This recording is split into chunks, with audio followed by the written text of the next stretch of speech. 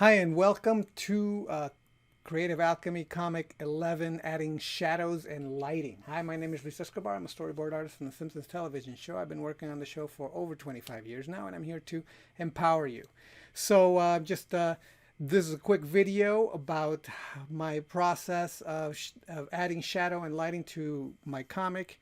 And I'm following basically the exact same method that I was using in the last one. I've added the shadows and I'm adding the lighting in it this time again.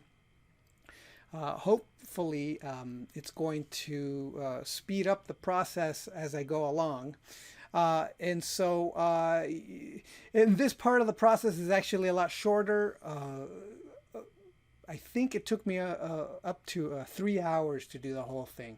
So definitely much shorter. And that is part of the point. It used to be that it took me much longer. Now it's much shorter process, which is great. I can get to the coloring process, which is a lot more fun and much more interesting. Okay, so without any further ado, let's get to it. All right, so usually the first thing I want to do is just do a flat um, gray selection layer. So what I tend to do is I use the wand tool with this selection layer to just be able to uh, color it within the lines much easier. But so what I do here to make this as fast as possible, I I wand the exterior of the character. So I have to first turn off all the background so I only wand around the character. And then I invert the drawing and uh, and then I just fill in the gray. That is the fastest way I've found to do it. And then if there's anything off, like right here that I couldn't do it, then I have to manually uh, put in the gray myself. So, and that's it. That's the easiest way possible for me to do this sort of thing. There is, and here I'm adding a little bit of white halo around all the characters to see how much of the background I'm going to actually need to see or color, how much of that detail. So now I'm adding the values, the light and dark. At first I do it really sloppy. I had to do it twice because I was adding the value onto the gray area, which is always bad. So I hate when I do that when I actually start putting the values onto the wrong layer. So this time around I did it on the correct layer, and so here I go and I did it right. So I usually use the brown because, or like an umber, a burnt umber color. Mostly because it just feels more natural, especially with skin tones. You want that. Eventually, I'm going to change this value, the color of these values into blues where it needs to be, and but otherwise, or whatever color it is that I need to color it to. But at first, this is usually the values that I tend to use. And now I'm adding the light. So I used to not do this bit, but I think that it helps kind of establish where the light's coming from, where the light sources is, and then when I start coloring it, it just speeds everything up. But it's supposed to be fast.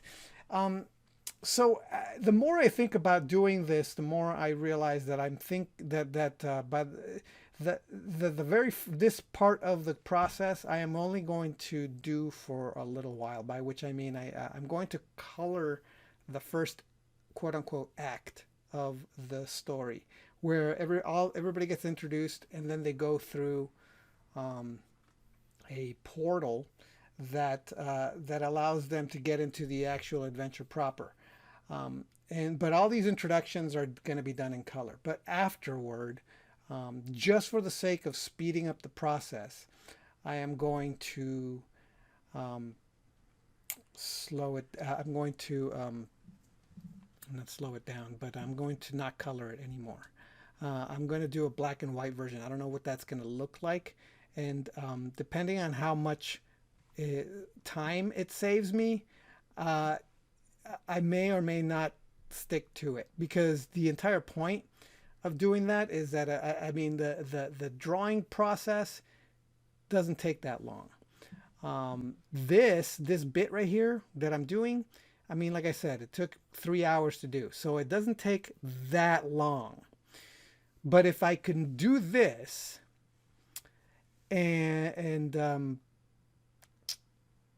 and then leave it like that, I guess, and without having to do the coloring process, and then I could just move on, then maybe that's the best way to do it. So maybe at some point I'm gonna get to do that. That's the ideal. All right. So there isn't a whole lot more to say actually. Just otherwise, just kind of pushing the characters away from each other and just adding the lights coming from the left hand side. Trying to just be consistent is a thing. Making sure that I'm not painting the shadow on the wrong layer is a thing. But once I have everything ready to go and everything is drawn, um, things are just become so much easier. This process is generally pretty quick. It's the coloring process that's going to end up becoming a little bit more difficult.